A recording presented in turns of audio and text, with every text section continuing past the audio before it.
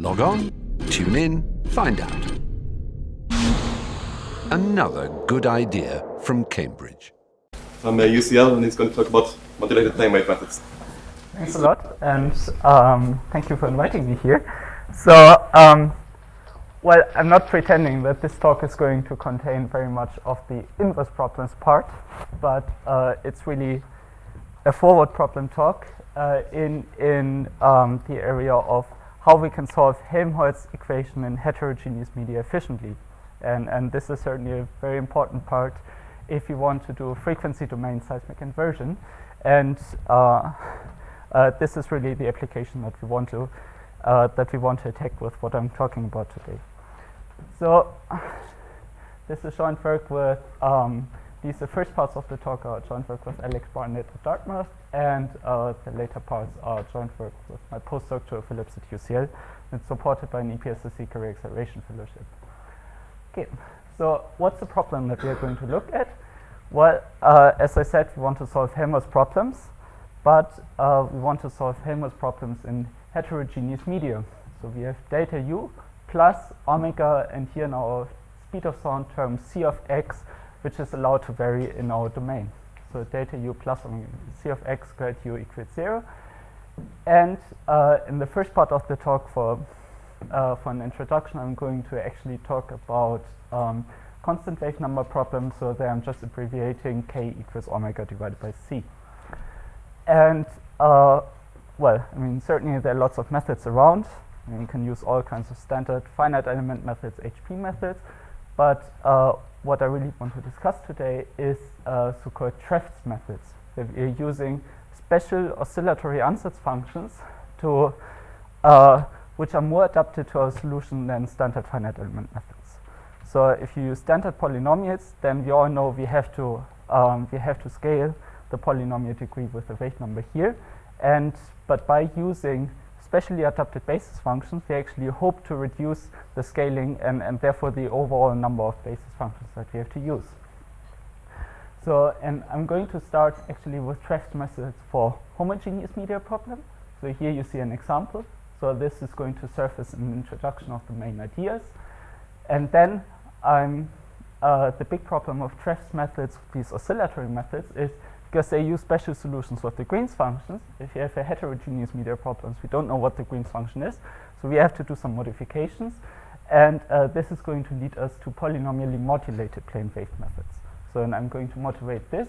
And at the end, if time allows, I'm going to talk a little bit about how we can combine these techniques with high frequency methods such as ray tracing to hopefully increase our dependence on the wave number even more. Decrease our dependence on the wave number more. So, and this is a good sign that I shouldn't talk too long per slide. Okay. So, but let me just briefly iterate what the actual problem area here is. So, if you have computations with Helmholtz, we all know that if we are in the low K regime, which means we are having long wavelengths, then essentially anything works. And if you have constant K, then we can use boundary element methods, or we can use finite element methods, so everything is fine. Just give this to your students and they can cook up something or some finite difference framework. It's all going to work nicely. If you are going to go to the other direction, namely K is going towards infinity, then we have a whole different set of tools, which are certainly not as well developed. It's more complicated, but we at least can do something. We kind of know what's going on there. So we can use ray tracing, geometric theory of diffraction, or other different variants of Fauss-Iconis solvers, and so on. So there's our tool set available, and a beautiful summary, for example, is given by Enquist and Rumburg in 2003 about these methods. And they're used in industry. So we have an idea of what to do in this case. So we really know about this case, we have an idea of what to do here, but the really difficult part here is the mid-frequency regime. And this is where most of the realistic computations are actually taking place. So and for this mid-frequency regime, things are getting much more murky. And essentially, the community divides into two different efforts. So the one is speeding up the linear algebra, which means that we take our favorite standard finite element solver, and what we do is we try to come up with optimized preconditioner good linear algebra to actually speed up the computation to make them fast enough and suitable enough for normal parallel computers to be able to handle this. And here examples are, for example, the wideband fast multiple methods by Cheng et al. In 2006, or also the new directional fast multiple evaluation of oscillating coordinates by Enquist and Jung in 2007. Also very nice, so these are for boundary element techniques, for finite elements and for heterogeneous media problems. Enquist and Jung have come up with some very nice preconditioning strategies recently, which really allow us with standard finite element methods to go deeper into this marking mid-frequency regime. And the other approach is, which I'm going to focus on today, is to use non-standard basis functions. The idea is essentially we throw away what we've done with polynomials and we say, okay, can we use basis functions that are really adapted to a problem and thereby give us an as small basis as possible? So, and well, a lot of these ideas are pretty old, but they've really been popularized in the engineering math community with the beautiful work by Bushka and Melenk in the 1990s. So their partition of unity finite element methods, and then other developments, for example, there were the algebraic variation formulation, or different kind of MPS, particular solution, fundamental solution combinations, or also recently the plane wave discontinuous Galerkin framework. And the idea here is really we try to decompose into our problem into by analyzing what are really the main wave components. We are trying to cook up basis functions which handle these different wave components as well as possible. And this here is really what I'm going to talk about now. Okay. This is annoying with this.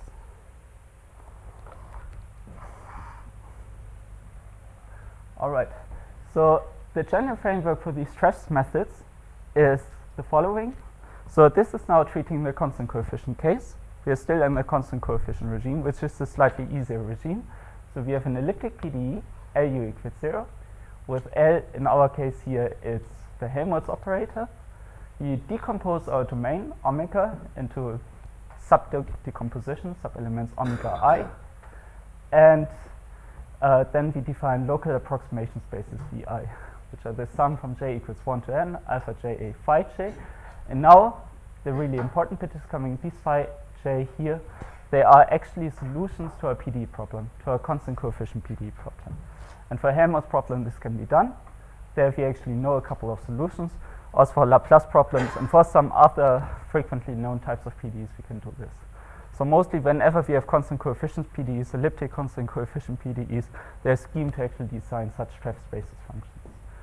So and there's certainly lots of design decisions, local versus global methods, choices of basis functions, assembly of the discrete problems, and so on. And I'm going to briefly touch upon them. But let's first have a look really at the basis functions themselves. So Treff basis functions. So probably the most popular choice really is to use plane waves. So plane waves, just Weyson form e to the ik dj dot x. And the idea is in each of our elements, so we do a standard triangulation, and in each of our elements we use a linear combination of plane waves traveling in all different directions of the sphere.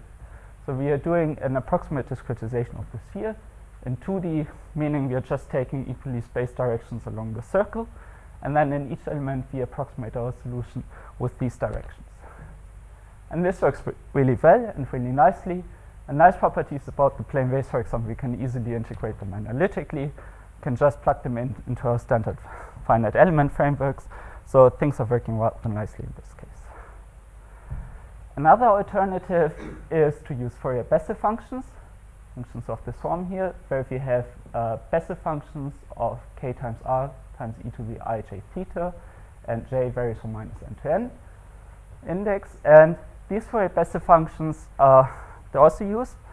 So we can't integrate them analytically anymore, so because we've got these Bessel terms. But the nice thing about them is that first of all, in terms of conditioning, they're slightly better behaved than plane waves, so which is why they're interesting. And also in terms of the approximation theory, these are so-called generalized harmonic polynomials.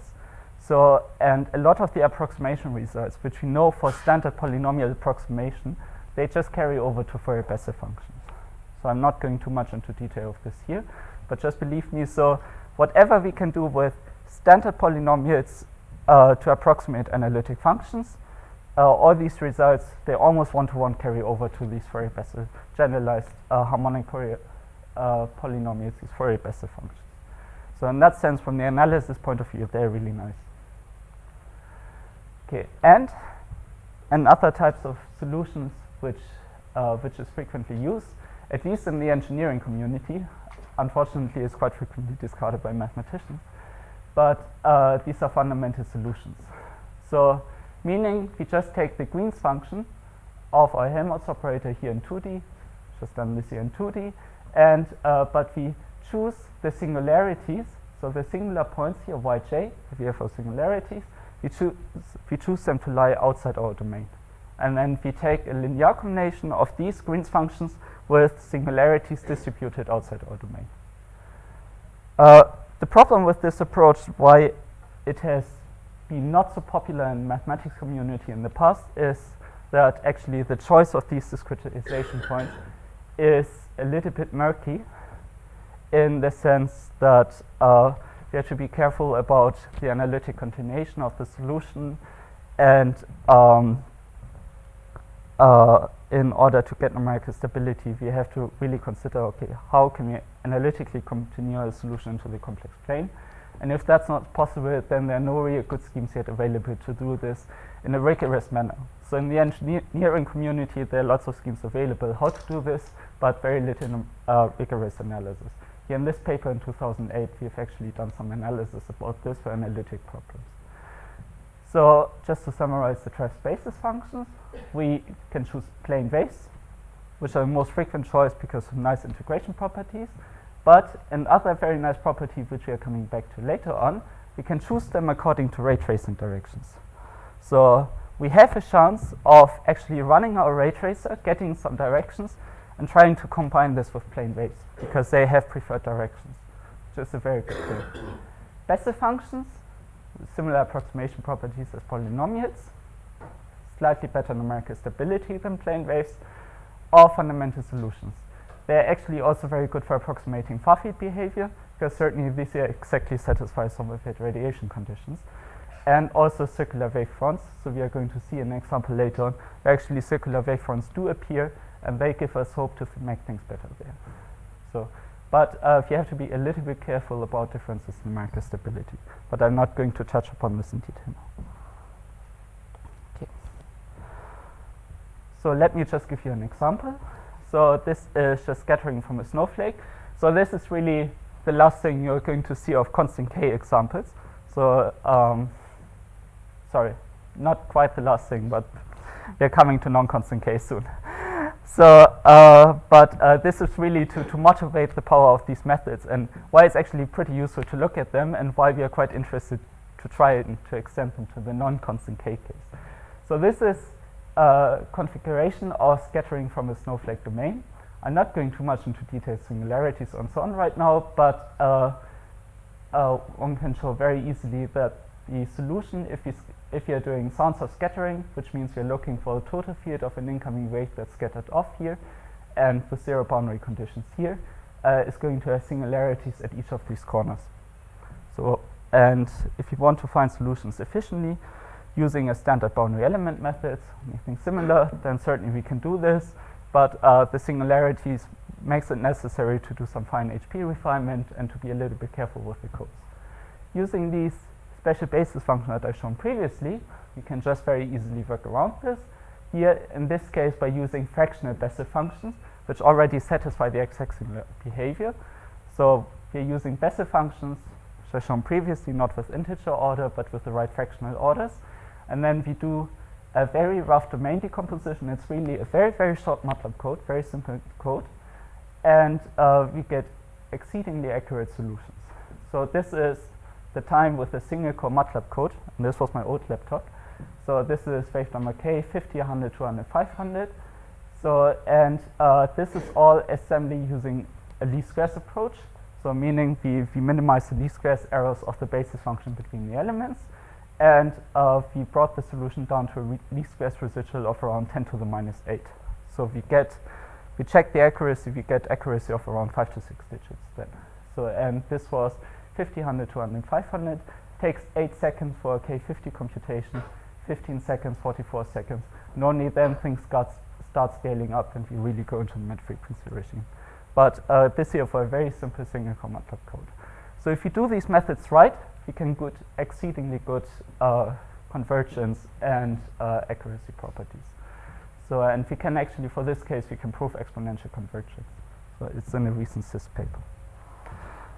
Okay. So, and also sorry, I like these pictures. So here's a multiply connected domain. This is k equals 100, and it just takes 30 seconds for setup and solution for these methods. Again, with a very simple MATLAB code, nothing optimized, and it even runs single core. Okay. Let me briefly touch upon the assembly. So for the assembly of these problems, the issue is certainly if you do standard finite elements, basis functions are continuous across the domain, which is a nice property. So we can just do integration by parts globally. But here, if we use these different kinds of basis function in each element, then we lose continuity across the elements. So the natural thing to do is to start off right away with a discontinuous Galerkin framework. And the one which was recently proposed by Gitters and Hittmeyer and Perugia in 2009 has proved to be extremely flexible, and this is what I'm going to use now for the further examples. So the idea is we start off with our Helmholtz problem, and then in the traditional TG setting, now if we do not integrate globally, but we do integration by parts over one element. So over one element k here. And then in the TRES framework, we just don't stop with one integration by parts. We keep on integrating by parts to shift the operator completely onto the test functions. Then we get this guy over here, this volume term, plus these trace terms over here. And the nice thing is, if you have a constant k problem, then here this is 0 for the if we choose Treff spaces, if we choose Treff's test functions over here. So we completely lose our volume term, which is to be expected because these functions already satisfy our PDE, and we are left with these trace terms over here. And then the traditional DG setting is we just replace these by numerical fluxes, which are averages, weighted combinations of averages and jumps of the function values over the domains, and then we get a numerical scheme out of this. For inhomogeneous media problems, we certainly can't fully lose the volume term in here because things are changing inside an element. So we have to revert this back here again. And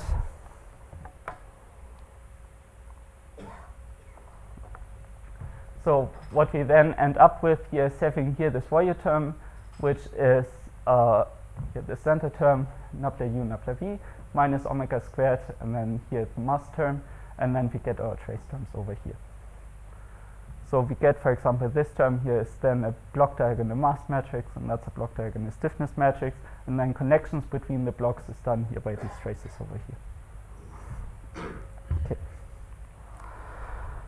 So the problem with what I've shown you previously, when we want to go on to inhomogeneous media problems, is I haven't given you rigorous approximation results, but one can show that for approximating general L2 functions, these problems, these Treff spaces functions, they only give first order convergence. So only if we have constant K Helmholtz solution, we can get higher order convergence with them. So we have to do something about this. Just putting together these basis functions, putting them and plugging them into the framework for non-constant media problem just doesn't give good results. So we need to get something which gives us higher order convergence. And what we are doing now is we assume that we have a speed of sound function c of x, which is slowly varying on an element k, and now here really comes the polynomially modulated basis inside. So we choose u of x, now the sum from j equals 1 to mk, a polynomial modulation, here a small polynomial term, times our plane wave. So this is really the polynomial modulated part over here. And the idea is we choose a constant wave approximation in here, and everything that's not taken care of by this constant wave approximation is taken care of here by the multiplication with the low order polynomial. So unfortunately, the projector doesn't really show the geometry for the waveguide example well. So let me just go over to the results here. So this is a simple waveguide profile with such a changing speed of sound function. And here we are choosing omega equals 10, 10, and 10 directions per element as well. And if you look at the elements that I'm chosen here, they're actually pretty large. It's around 2 wavelengths per element. So we are in the regime that's interesting. We want to have solutions with large elements. So, and here is the polynomial degree that we modulate the plane waves with, degrees of freedom per element, and the error. And as we expect, due to the polynomial modulation, we actually get exponential convergence now down if you compare it with the exact solution, which is computed with a very fine higher order finite element method. So the only problem here is, as you can see, the degrees of freedom per element. Because we now do not only have plane wave directions, we multiply each plane wave direction with a lower order polynomial as well. So it does work, but it brings in an awful lot of additional plane wave directions, which we want to do something about. But the initial principle, it does work. So here's another example. It's the wave traveling through a quadratic bubble. So we have here omega equals 40, 15 plane waves per element in the homogeneous part, which is around here, and the inhomogeneous small bubble in here contains 15 modulated plane waves, degree 2 polynomials, and gives us very fine, very nice, accurate results. So, and we have again up to 2 wavelengths per element inside the bubble. So we are much better in principle than standard finite elements. Okay. So our last example here for this Mammosi model. So here we just have, a lot of you probably have seen this velocity profile, so I'm not going to talk about this. Here we just tried a very, very high computation with a very high frequency, just to see how far we can push it. And it was actually very fast in our machine. Sorry, the colors don't appear too well in this project. Okay. So, but the problem here is really how can we further bring down the number of plane waves. Now we are coming to the high frequency bit, where we actually have to take care of, okay, what is actually going on there with the waves. Previously we've taken equally spaced directions, but now we want to do something more intelligent. So, and then we need to go a little bit into high frequency asymptotics. So the general high frequency ansatz is just to assume that solution U can be formulated as e to the I omega phi of x, phi is the phase functions, times the sum of amplitude terms. And if you choose then the lowest approximation here, then we get, here coming to the iconal equation, which is just abs of lambda phi of x equals 1 divided by c of x. And then the amplitude terms here, the lowest order term here, A0, is the solution of the transport equations. So you can here, the Enquist-Romberg paper, which I mentioned earlier, you can get an introduction to. And then what we want to do is we want to approximate our Helmholtz solution using an amplitude function a of x times e to the I omega phi of x, where phi is the phase function.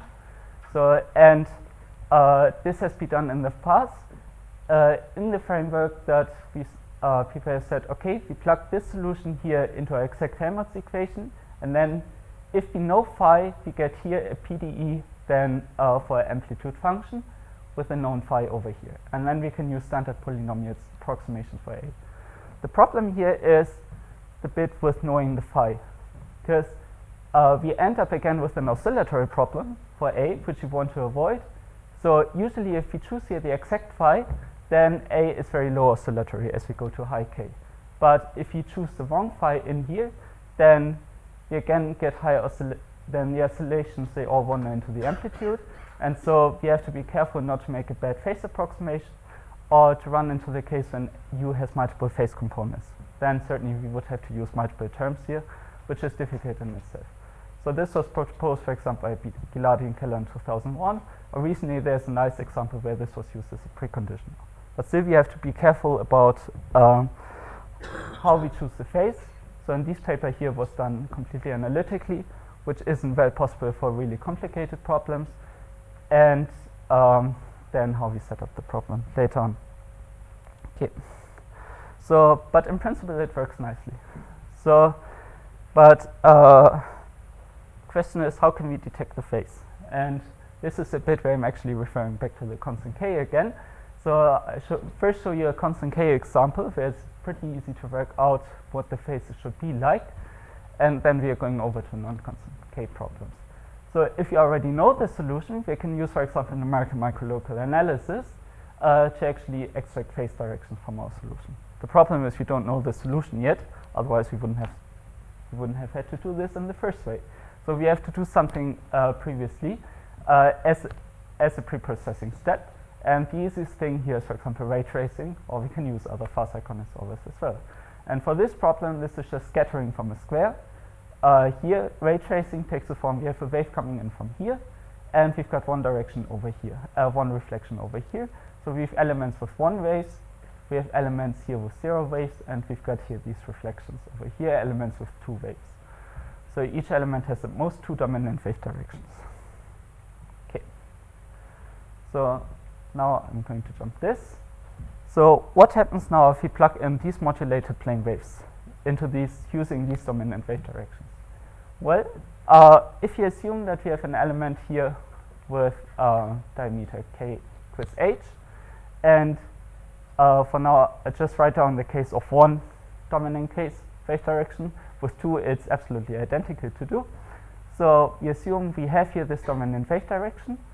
So namely the direction d such that the gradient nabla phi at the point x0 inside the element is just 1 divided by c times our wave direction d. So d is our dominant direction, just the gradient direction of the phase function.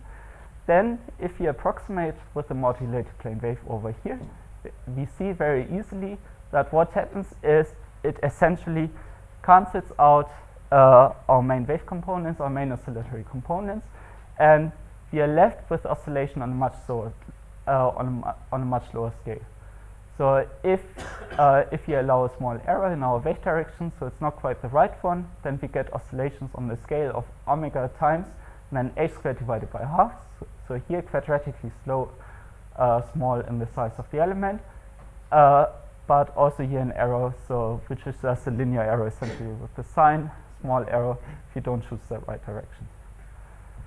So what's in here? So this is the same for inhomogeneous homogeneous problems. So this makes it even useful for homogeneous media problems.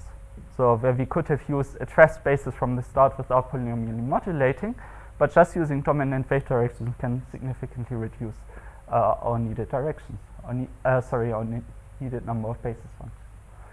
Okay, specifically for this example here with the square, we have to do a little bit more. We have to do geometric theory of diffraction corrections. I'm not going into details, but if you look at the scattered wave here, you get some Hanke waves. You see some Hanke waves here coming out. So these have to be taken care of. The example why I'm showing this is because we see the same kind of effects in inhomogeneous media problems, and they're actually more difficult to track. So, but this can be taken care of. So here's now an inhomogeneous test case at the end. So the idea is here that you're choosing now a solution which has this form here, and this is exactly the solution of this inhomogeneous media problem.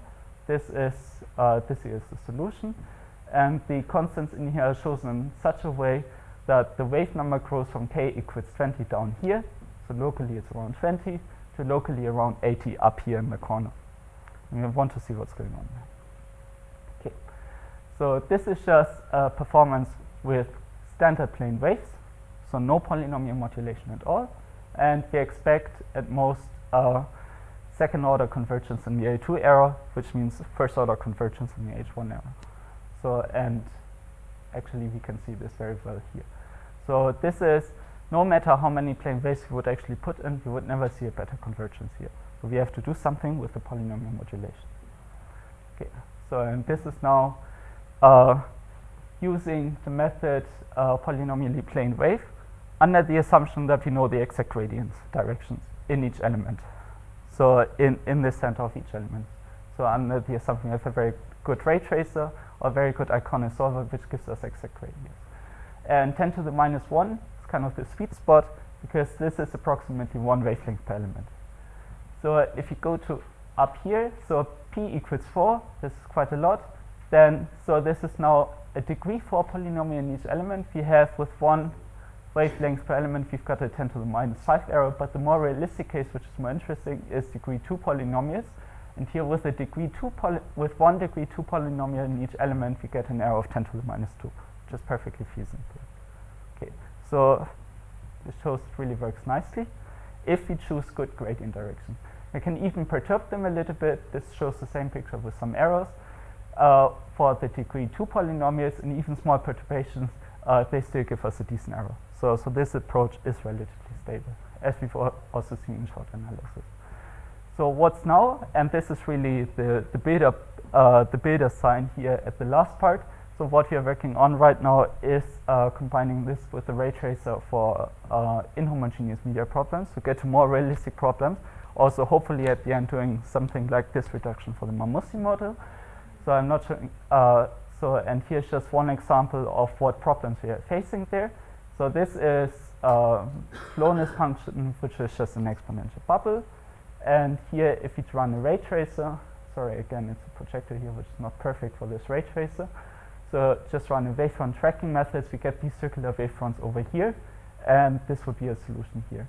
And as we can see here, just using plane waves is probably not the best idea. You have to include actually Hankel circular waves modulated with polynomials to actually be able to track these reflect these circular wavefronts nicely. So we have to combine different types of the trace function modulated with plane waves, depending on what the ray tracer or the fast icon solver is giving us. And that's something that we're currently working on right now. Okay, so just very short summary. So for homogeneous media problems, Treff's methods, they have a very good performance. But this here is a workshop, inverse problems in industry, certainly in industrial applications. These in seismic imaging, you're not very much interested in the homogeneous media case. We want to go to the inhomogeneous media case. And for inhomogeneous problems, we can actually use modulated plane waves. They work, they give us higher order convergence. The question there is really, can we beat well-optimized HP finite elements, which have been in use for quite some time? So, and that's the thing which is really out in the open now. I'm not doing any claim in that direction. We're working on this. We hope at some point we will, but we are not sure yet. So, but definitely what we've seen is competitive against standard methods only if we are able to use high-frequency information. So that's the linchpin right now. And the goal at the end is really then what we imagine as the grand goal and behind is that if people want to solve these problems in industry, high-frequency problems, then we do a pre-processing step using ray tracing, other high-frequency methods, which is very frequently done in industry anyway. But then we do not discard this information for the finite element solution, but we actually include this high-frequency information in the finite element solution to bring down the computational cost significantly. Thanks a lot.